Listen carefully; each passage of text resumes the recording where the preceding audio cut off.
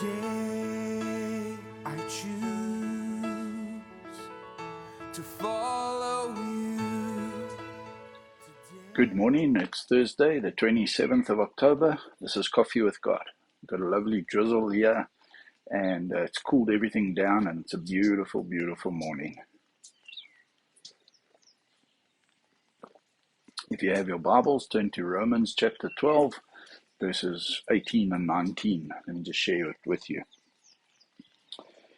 12:18 says, "If possible, so far as it depends on you, be at peace with all men."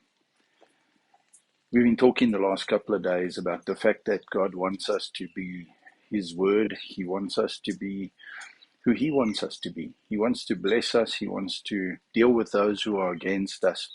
And today I just want to re-emphasize that with you and show you how Paul puts it. Paul says here very clearly, if wherever possible, live at peace with all men. From your side, sometimes people are just against you. Sometimes people just don't want to understand you. Sometimes people are under the influence of the devil en hulle is boos. Hulle is nie dwaas, hulle is nie wys, hulle is net boos. En jy kan nie verstaan hoekom hulle dit so vir jou in vir jou het, dat hulle net nie kan 'n goeie woord van jou spreek en tog het jy niks aan hulle gedoen nie. Hulle tree net boos op. Maar 'n belangrike ding om te besef is, ons moet dit vir God los. Soos wat ons gister vir mekaar gesê het, die wat jou vloek sal God vloek, en die wat jou seën sal deur God geseën wees. En vers 19 van Romeine 12, just listen to what it says. Never take your own revenge, beloved, but leave room for the wrath of God. And a beautiful illustration is if you have something against someone, in other words, you're wanting to take revenge, in a sense, you haven't forgiven them. And that unforgiveness puts them in your jail, puts them in your prison. And while they're in your prison, you have to look after them, you have to feed them, you have to give them water, you have to give them accommodation, you have to make sure that they've got a safe place to sleep. And it's so much effort and so much work.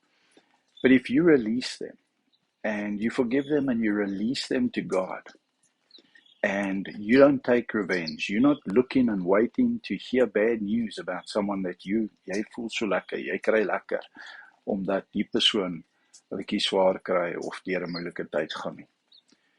If you release them, then what happens is, just following on from yesterday's concept of those who curse you will be cursed by God, you release them into God's prison, and God then deals with them. So ask the Lord to help you to forgive those who need to be forgiven, so you can release them. So you can release them and allow God then to deal with them. And it just frees you up of carrying so much of yesterday's baggage, so much of yesterday's nonsense with you. These birds are going crazy here today. I wonder if you can hear them. But anyway, the guinea fowl. The point I'm trying to make is, as far as it is possible with you, live at peace with all men. And those that you need to release and ask the Lord to help you forgive, release them. Let God deal with them. Don't you never, that's what verse 19 says, never take vengeance, never take revenge, but leave place in their life for the wrath of God. You see, if you deal with them, God doesn't have to. And rather leave it up to God. He'll deal with them in the right way, and He'll achieve far more in rehabilitating or helping that person to be a better person than your revenge and your pleasing of self will ever do for them. So you're actually doing the Christian thing. You're doing the better thing for them. Think about it. Some people, you may not want to do the better thing for them, but get over it. Remember that God has forgiven you of so much. Let Him deal with those who need your forgiveness.